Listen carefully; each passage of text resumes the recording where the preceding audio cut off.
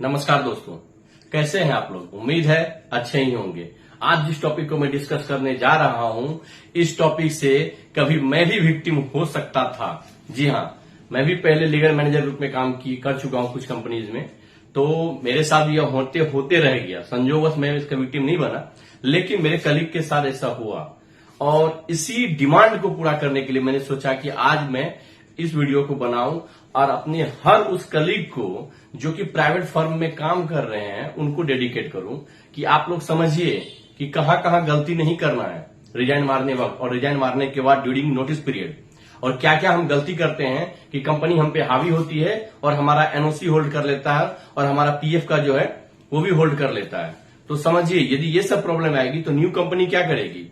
New company तब तक salary नहीं देगी आपको जब तक कि आप एनओसी नहीं देते हैं, या फॉर द टाइम बिंग आपको वेट रखेगी, सैलरी देगी, या उसके बाद एनओसी नहीं देते तो आपको वो हटा भी सकती है। इसलिए अंत तक बने रहिएगा और समझिए अच्छे से। जहां समझ में नहीं आए पॉज कीजिए, क्योंकि यह कोई लीगल एस्पेक्ट में नहीं बता रहा हूं, मैं बस बता रहा हूं कि क्या क्या करना है और क्या क्या नहीं करना है। यह फॉलो करेंगे तो एनओसी भी मिलेगा और आपको ग्रोथ भी मिलेगा।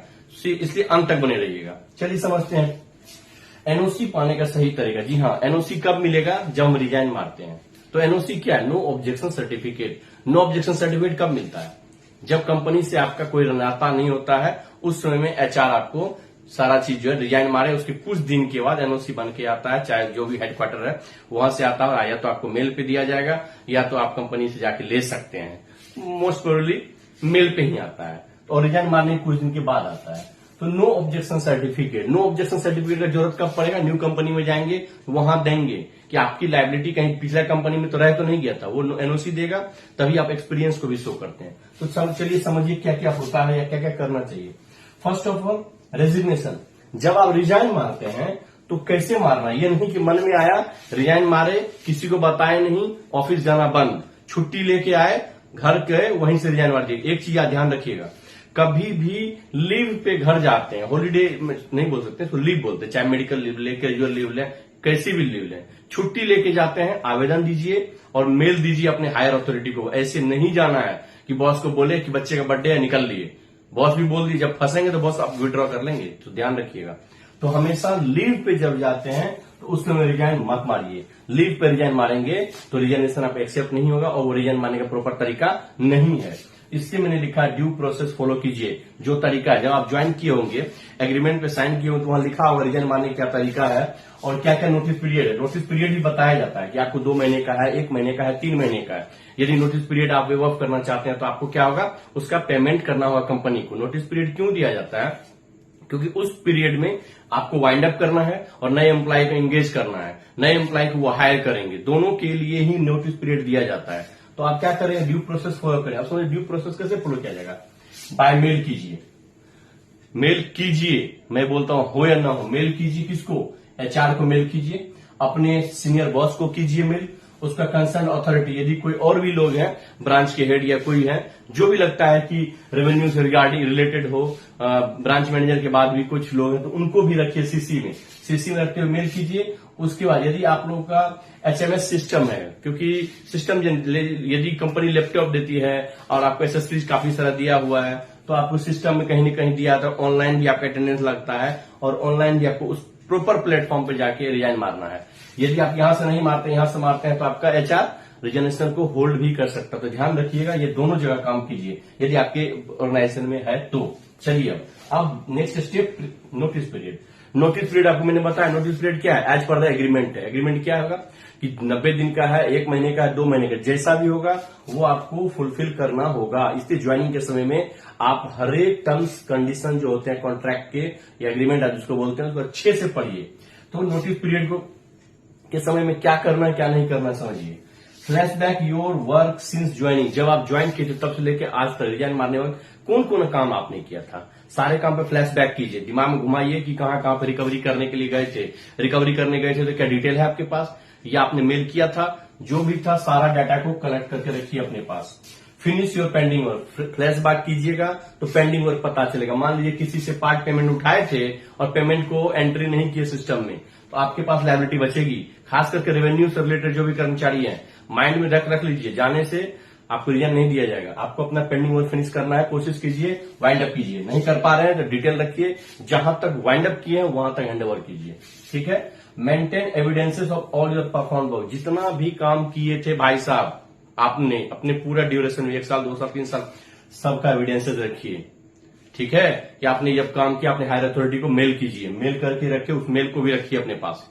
यदि कोई रेवेन्यू से रिलेटेड हो, कोई ट्रांजेक्शन से रिलेटेड हो, कोई अर्जेंट वर्क से रिलेटेड हो तो एविडेंस रखिए। बॉस के चक्कर मत रखिए, बॉस ने बोला ठीक है जाओ हो जाएगा, नहीं सर प्लीज लिख के दीजिए, या मैं मेल कर रहा हूं आप मुझे ये कीजिए। सारा चीज को कलेक्ट कीजिए, क्योंकि जब तक कंपनी में रहते हैं तब तक सब आपका होता है। जिस दिन कंपनी रिजाइन मारे उस दिन से कोई आपके साथ नहीं खड़ा होता है। और खास करके बॉस का तो खैर वो बेचारे तो बस समय आएगा वो सीधा आपसे हिसाब मांगेगा, उस समय में वो बोलेंगे अर्ली कर लो, बाद में वो आपसे रिटर्न मांगेंगे। तो ये गलती कभी मत कीजिएगा। जो चीज है अपना एविडेंस कलेक्ट कर रखिएगा। Keep email and contact number all bosses. जितने आपके बॉस हैं, सुपीरियर बॉस, उसके बॉस, एचआर के बॉस, उसके बॉस, एमडी तक का नंबर और कॉन्टैक्ट नंबर रख लीजिए आप। ये काम करेगा आपको, क्योंकि कंपनी से जब निकल जाएंगे ना तो कोई करेगा आपको उसका ईमेल आईडी भी नहीं देगा, फोन नंबर तो छोड़ दीजिए, ये सब लेके निकलिए आराम से अपने। यदि कल एनओसी नहीं देगा तो सबको ठेला जाएगा एक तरफ से। ठीक है, इसको ध्यान रखना है। अब आइए हैंडओवर की बात आ गई। लास्ट वर्किंग डे हैंडओवर कीजिए ऑल डॉक्यूमेंट। जो भी आपका कंसर्न डॉक्यूमेंट था उसको आप हैंडओवर कीजिए। कैसे? ओरली बिल्कुल नहीं, राइटिंग में कीजिए और रिसीविंग लीजिए। जो भी बॉस है आपका, सर कृपया रिसीविंग दीजिए, मैंने आपको अपने लॉकर से ये दिया था। एक चीज और जो मेरे साथ हुआ था, मुझे जब मैं ज्वाइन किया गया था ना, मुझे सब कुछ ओरली दिया गया था। फर्स्ट कंपनी थी, मुझे पता नहीं था। जब मैं रिजाइन मार के गया, जो बॉस मेरी बहुत चहेती हुआ करते थे, उन्होंने मेरे से बोला रिटर्न में दो। बाद में उन्होंने नहीं लिया, तो उनको जब लगा कि जब जा रहे हैं तो रिसिप्ट आप दीजिए उनको। मेरे इमीडिएट बॉस ने बोला अपर बॉस को कि भाई इन्होंने हैंड ओवर टेक ओवर नहीं किया लास्ट टाइम में। भैया जब आपने मुझे हैंड ओवर नहीं किया तो मैं आपको क्या हैंड ओवर करूंगा? ठीक है, वो वहां मुझे कोई नहीं बताया था। लेकिन जब आप ज्वाइन करते हैं, जो भी चीज लेते हैं रिटर्न में लीजिए। जब आप जाते हैं तो रिसीविंग लीजिए, उससे 100% लीजिए, नहीं तो कल आपको दिक्कत होगा। वो बोलेगा मुझे डॉक्यूमेंट तो दिया ही नहीं था, ये चीज तो मेरे पास है ही नहीं। भैया आपको मैंने दिया था यार रिसीविंग लीजिए, फोटो खींचिए, मेल किए हैं, मेल पर डिटेल करके सारा चीज रखिए अपने पास। अब आ जाते हैं अगला क्वेश्चन। आपने यहां से क्विट किया, मान लीजिए जो भी अब समय कुछ दिन का टाइम लगता है, मान लीजिए 1 महीना 15 दिन 1.5 महीना लगता है एनओसी को आपके पास आने के लिए। तो सारा चीज जो एचआर है वो पूछेगा सारे बॉसेस से, इसका कोई पेंडिंग है क्या, रेवेन्यू साइड से क्या पेंडिंग है, क्या कोई ट्रांजेक्शन साइड से पेंडिंग हुआ है क्या कोई रुपया ये कस्टमर से उठाया है उसको अपडेट नहीं किया है। तो ये सारा चीज का जो है लेने के बाद आपको मिलेगा क्या, एनओसी। यहीं पे खेल शुरू हो जाता है गंदा वाला क्या, यदि आपने कोई गलती करी थी तो यहां पे आपको छोड़ने के लिए बॉस तैयार नहीं है। बॉस किसको इन्फॉर्म करें, एचआर को, कि हाँ इसके साथ से ये पेंडिंग है। एचआर क्या करेगा, एनओसी नहीं देगा। एचआर बोलेगा आपका बॉस ने होल्ड कर रखा है, आपका बॉस बोलेगा कि नहीं हमने तो कर दिया है, एचआर के साथ से दिक्कत है। तो अब क्या होगा, पासिंग द बॉल का स्टोरी शुरू हो जाता है। तो यहां पे आपको अपना सब कुछ रखना है। मेल कीजिए इनको, मेल कीजिए और सीसी में जो है कॉपी किसको की, सबको की, सारे बॉसेस जो मैंने बोला था यहाँ पे मेल रखना है, कॉन्टैक्ट नंबर रखना है, सबको सीसी में रखिए कि मैंने इतना रिजाइन मारा था, सारा प्रूफ दीजिए। सिस्टम से रिजाइन मारे थे, प्रूफ दीजिए। मेल किए थे, मेल को सीसी अटैचमेंट में सबको अटैच कीजिए और सीसी में सारे बॉसेस को रखिए। नहीं आया 15 दिन रुकिए, फिर रिमाइंडर मारिए। रिमाइंडर मार रहे हैं तो सारे लोग फिर से रहेंगे सीसी में। और अब जोड़िए किनको, एमडी को, कंपनी के एमडी को वहां पर सीसी में रखिए आप। देखिए उसके बाद रॉकेट जो है ना नीचे से ऊपर से नीचे भी आएगा। आप नीचे से ऊपर किए, ऊपर से नीचे रॉकेट आएगा और काम होगा यहाँ पे। अब आइए एमडी को किए, अभी भी नहीं मिल रहा है, लीगल नोटिस कीजिए। लीगल नोटिस सबको, रिमाइंडर जिसको इसमें रखे थे सबको लीगल नोटिस कीजिए। और लीगल नोटिस में पीओडी रखिए रेफरेंस के लिए, और उस पीओडी को जो रिसिप्ट था पोस्टल डिपार्टमेंट उसको अपने पास रखिए। लीगल नोटिस भेजेंगे। यहां तक अमूमन आते आते काम हो जाना होता है। नहीं होता है तो यहां पे आके आप केस शुरू हो सकता है, आप केस कर सकते हैं।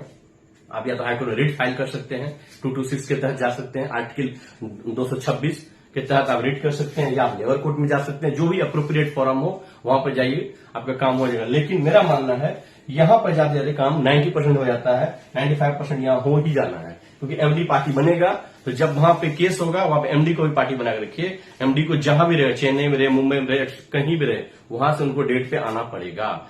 तो ये सब चीज को अच्छे से ध्यान रखिए और जितना हो सके उतने प्राइवेट एम्प्लॉय को इसको ट्रांसफर कीजिए ताकि लोग देखे, समझे और अपने लाइफ में इंप्लीमेंट कर सके। और मेरा गुड विशेष आप लोग सभी लोगों से है, अच्छे से काम कीजिए, कंपनी का भी ग्रोथ होनी चाहिए और अपना भी ग्रोथ कीजिए, लेकिन कोई हर्डल या इंपेडिमेंट आपके लाइफ में क्रिएट ना हो, इसके लिए इस पे सारे जो भी मैंने बताया उसको ध्यान में रखना है। यदि आप लोगों को मेरा वीडियो अच्छा लगा हो, कृपया करके आम जनता इसे फैलाएं ताकि अवेयरनेस हर लोगों तक पहुंचे। जय हिंद।